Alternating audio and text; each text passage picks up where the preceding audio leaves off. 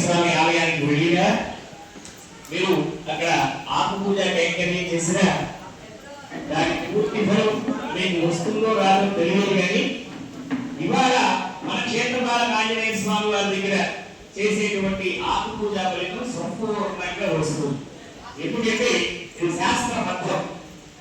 ఏ విధంగా అంటే హనుమాన్ చాలీసాలోనే ఉంటుంది. ఎత్ర ఎత్ర రఘునాథ కీర్తనం తత్ర తత్ర కుటమస్తకాంజలి బాష్పవారి పరిపూర్ణ లోచనం మారుతి మమత రాక్షసాంత. ఆంజనేయ స్వామి ఎక్కడ ఉంటారు అంటే రాముల వారు ఎక్కడ ఉంటారో ఆయన అక్కడ ఉంటారు.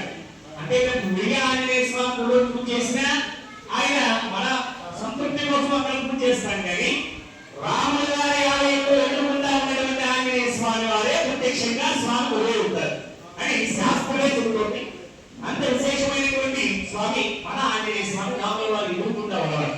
అందుకనే ఏ ఆంజనేయ స్వామిని పూజ చేసినా ఫలితం వస్తుందో రాదో తెలియదు కానీ మన ఆంజనేయ స్వామిని పూజ చేస్తే ఖచ్చితంగా దాని ఫలితం వస్తుంది.